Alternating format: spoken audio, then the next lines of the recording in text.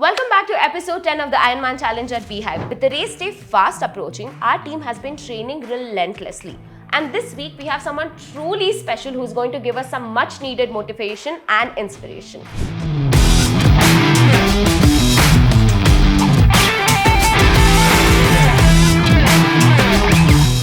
Three-time Ironman World Championship finisher and the man who brought Ironman to India himself, Deepak Raj. The goal was never to build an app and a platform. The goal was to coach people and get IronMan to India. For Indians, this is a big thing, what has happened is to bringing it to India, making it way more accessible. To sit like this with IronMan took me 3 years to get them to a discussion table. They didn't see the value of what India could bring. And I told them, what if the entire race sells out in 28 days? They all looked at me, laughed at me. We sold the event in 26 days. I can't do one pull-up. I don't think I can do one pull-up also. But I've done 7 high rocks. So again, I would like to see India call running and gym goers calling running and not as cardio. I know for a fact that Bangalore will be the biggest high rocks race. Basically what I understand is Ironman India and High Rocks as well, right? All of that is part of your company. What's the objective of your company and something to know about your company? Your co-founders or where are you headed? Right now only founder. I think I started alone. Along the way for about 18 months, I had one more person where we built our IP and platform together. Healthy body, happy soul, using endurance fitness as a vehicle. Because that's my expertise. There are different ways to stay fit and healthy. The goal was never to build an app and a platform. The goal was to coach people and get IronMan to India. To sit like this with IronMan took me 3 years to get them to a discussion table. Not because they were hard. They were nice people. They didn't see the value of what India could bring. When I did IronMan, my first IronMan was in 2008. For IronMan to be convinced to say, for a race to happen in India, Jeff Meyer was the CEO. Every race I go to, hey Jeff, Deepak from India, what is your plan for India? So the goal was, can you get 1,000 people to sign up for a race in India? I convinced him that it will take 3 years from the point of we finding a place and actually doing the race. Everybody thought, about 400 will come from India, 600 will come from overseas. I had a different view. And even they said how many people will sign up and things. I still remember people laughed at me when I was in the car. I was telling, no, we will do an early bird prize for 28 days. And I told them, what if the entire race sells out in 28 days? They all looked at me, laughed at me. We sold the event in 26 days.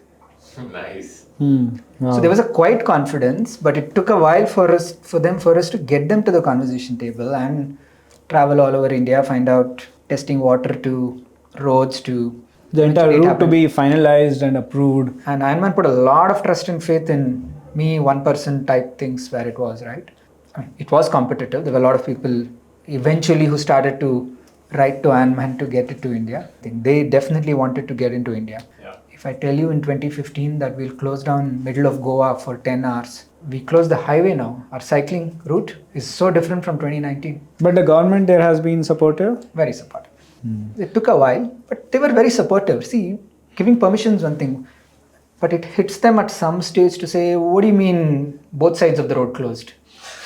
Right? So even though we've been telling them this is the thing, these are the roads, these are the junctions, the first time for them to sort of get a feel to say that part, that's when it hit them.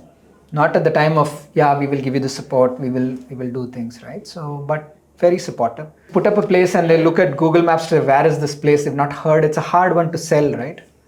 So tourism, Goa tourism is a big thing. So things had to come together. What's the combination? How many Indians and how many foreigners do a race? 91% India. For Indians, this is a big thing, what has happened is to bringing it to India, making it way more accessible, significant difference. See, because of it's in Goa, right? It's pretty cool. And even supporters, there many people are there. Even my father-in-law, they just want to come to Goa to watch me do it. We're giving another reason for you to go to Goa. Goa Tourism is our title sponsor. Next year, we could have another race is what we're working towards beyond Goa. Obviously, High Rocks is a very new addition for us. Much bigger than Ironman from a business perspective, from an impact to the health and fitness sort of avenue for people, accessibility of the sport. 35% women. He'll next say, after that he'll start talking, right now he's all Ironman. Once you do High Rocks, you'll start to balance your time between Ironman and High Rocks. I mean, I can't do one pull-up. I don't think I can do one pull-up also. But I've done 7 High Rocks. So again, Yeah, The pull-ups I is don't know not how a to tumble requirement, turn. yeah? I've done lots of Ironmans. I can't know how to tumble turn. I don't know how to dive. Yeah. I can barely tread water, but now I can. I would like to see India call running, and gym goers calling running, and not as cardio. Okay? But what I'm saying is people are now recognizing that running is running, not 10 minutes of cardio. I think running at least has in India because of in last 10 years it has taken up well, right? The TCS thing, Mumbai Marathon. It's been there from, I mean, I know the last 10 years is big. But It's been like become much bigger now. Yeah. I mean, when I ran my first marathon was when 2002. There was only one marathon in India. I think Pune had it. Look at it now. Every week there is a marathon somewhere in India. I know for a fact that Bangalore will be the biggest Hyrox race. Not just because it's building and obviously the next race will always be, I'm hoping, the For biggest Hyrox, one. you're expecting this to be bigger, is it? Yeah, Bangalore. And I think ongoing, I feel the Bangalore race will be the biggest. I just have a good feel for it. We are actually doing, I don't know if you mentioned, You mentioned Be a 5K, Fitness duathlon, Day. a lot of things. Yeah, really good. So first we were trying to do for employees, so we said triathlon. Then many were like, I do duathlon. Then we said TK. Then we added run. Then we kind of ultimately we said we'll open it up for members and public, and maybe we could do it every year. And if you kind of give a talk, I think it's also kind of inspires them, and also video also captures some of the conversation, and that will kind of probably be good both ways. Sure. I want to introduce you guys to Deepak. He has, I think we have been in touch with him from some time and have been looking forward to catch up with him. He worked for like 6-7 years with the main IronMan company to get IronMan to India. Who knows about Hyrox? So I think you will come to know soon more about it because the very first Hyrox event in India just happened this May in Mumbai. Second one is happening in Delhi. In April, it's happening in Bangalore. I hope once we're done with Ironman, a lot of us will aim for Hyrox. Given his credibility of having successfully been hosting Ironman India year on year, he was the right guy to get the Hyrox franchise as well. And he has a lot of bigger plans as well in the fitness world. And thanks to Perform, Manapa and Sham to have got Deepak here. And I think a conversation with our team will be awesome. First of all, well done on everything more as a BHIVE as a business and things what you and everybody have built. And secondly, for championing the whole health and fitness part. Want to just touch upon maybe a few things because the hardest thing is to start the journey. And if you have not yet started, I think sometimes you see somebody else who's done something, maybe tag along. But the key thing is I am a very visual person. I like writing down my goals. I have a visualization thing where if I see my goals every day, it keeps me going. You might have something completely different. You might have a pact with your friend which says, hey, let's just do this for the last things. They've put up a fair amount of challenges and they're giving you goals and things like that.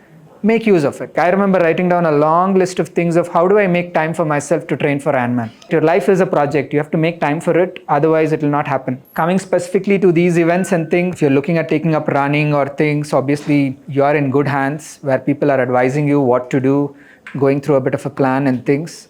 Don't be under peer pressure. Just make sure work on lifestyle. Whether you do races or not is actually besides the point. Just build a good lifestyle. Please make use of the great ecosystem you already have with respect to people, the drive and facilities, the flexibility, the social. I mean, you focused on 4 things. You remember mentioning focuses on fitness, the social element. You have a great crowd here. The flexibility of so many places. I mean, this is just not one place, right? I'm sure people can work from different places. Coming to the sport itself, if Ironman is a very, it feels like it's a bit of a stretch. Have a read of Hyrox. Hyrox is it's a new type of a race which involves 1 kilometer of running and then 1 workstation, 8 times. Right, so 1K running and then 1 workstation, then 1K running, 1 more workstation, 8 times. It's something for the gym community who did not have a race. And runners also were looking for something beyond triathlon or other than triathlon, so Hyrox is something. So I'm sure beyond 21st September or 22nd September, I think the goal can be to look at Hyrox or anything else. Thanks once again. So I always have this confusion, right? Should I focus on swimming for like a month and then be better at it and then go to cycle and then running, or should I do everything together, right? How did you go about it? What is the right strategy, right? See, first thing is if you already have a race in mind, then how you approach it will be a little different. But if you do not know how to swim, first get the swimming there, because swimming is going to challenge you mentally. If you're a runner and you jump into the pool, you'll expect that you'll know swimming in X weeks. You'll be frustrated.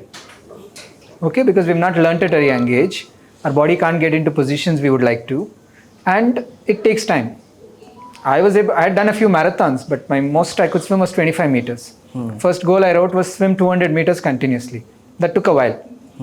Doesn't mean I stopped cycling or running, right? But you have to give enough time. So I'll come specifically to the swimming thing because that's an entry barrier. It's important to be in the water from a swimming perspective at least more times. Swimming 1 hour 3 times, okay, that's one option. Correct. Swimming 30 minutes 6 times, different option. Pick the 30 minutes 6 times. It's the same time, 3 hours. Correct. Yes, it takes time, commute to commute, all those are there. Yeah. But that's the early thing needed. At that time, if you cannot cycle and run, that's all right. You can park that. Okay. But if you have a race in mind, you have to figure out to keep all 3. Correct. This wetsuits are allowed, is it, in 70.3? It's only based on temperature, water temperature. If the water temperature is less than 24, it's allowed. If it's under 17.5, it is mandatory. So above 24, it's not allowed. But generally, during November, it will be temperature will be cold, right? Water temperature. Water temperature, yeah. No?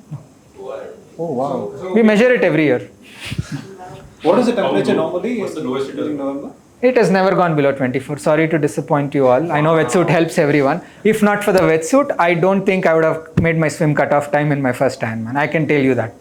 The wetsuit helps weaker swimmers a lot more. And I'm still, even now, I'm not talking about 17 years ago. Even now, it gets the feet up and, buoyancy, lots of things.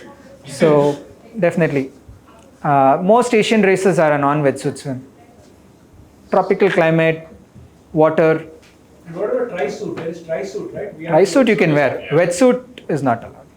Which swim style works better in the open? Butterfly. No, I'm kidding. No. Sorry. Freestyle. People do breaststroke. A lot of legs get used. You'll be kicking more people. He'll not be happy. Backstroke, obviously, you can't see. So it's freestyle.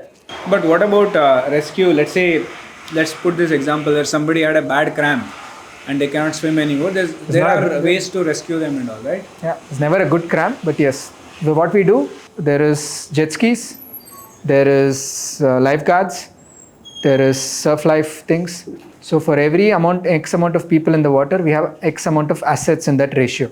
And I have much more than what the international standard is or of the guidance is. That's what it is. At any point in the water, as I again tell people, if you need help, put up your hand. Doing this, I can't differentiate between call for help or a bad swim form. Both look same for me. I think 8 months back, even you stopped in the middle of a race, right? Yeah. 13 months back, yes. More about understanding your body. Understanding the body. I mean, I'd done 27 races by then. That was my thing. But yeah, you'll have to differentiate between mentally a low point, like, oh my God, I think I have to stop, body's giving up and things, versus, no, I don't think I feel right to continue. Find your rhythm. Running isn't about speed, it's about efficiency. Small and quick steps help you maintain your balance, reduce impact on your joints, and will also help you maintain your form even when fatigue sets in. Think of it like a beat when you're in rhythm. Every step that feels lighter is equal to a mile feeling easier.